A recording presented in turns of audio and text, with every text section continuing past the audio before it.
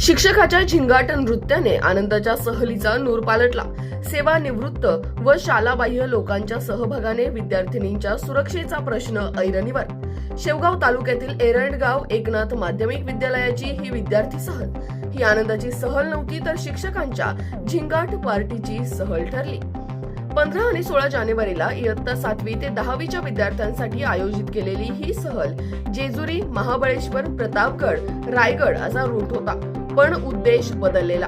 एका शिक्षिकेने खास वशिल्याने आपल्या शहरातील इयत्ता 6वीच्या मुलाला बेकायदेशीर सहलीत सामील केले आणि मुख्याध्यापकांनी त्याला मंजुरी दिली. रायगड किल्ल्याजवळ मुक्कामाच्या ठिकाणी रात्री उशिरा पोहोचल्यावर सकाळी 4 वाजता विद्यार्थ्यांना उठवलं. नाश्ता पाणी काही नाही. एका शिक्षकाने डीजे लावला, स्टेज उभारला आणि विद्यार्थ्यांना सक्तीने नाचायला लावलं. कोंबडी पळाली, हुंडा नको, नागिन, मुंगळा.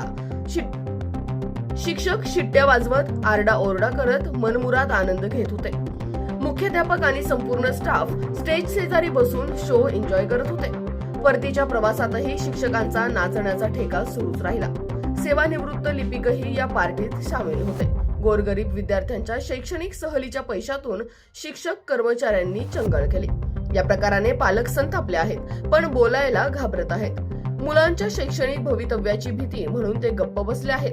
पण आता प्रश्न एकच आहे, या आदर्श शिक्षकांवर आणि मुख्याध्यापकांवर काय कारवाई होणार, की पुन्हा सगळं असे काही घडलेच नाही म्हणून शांत राहणार? राष्ट्र सह्याद्री न्यूज साठी प्रतिनिधी प्रवीण खोमने, एरंडगाव, शेवगाव.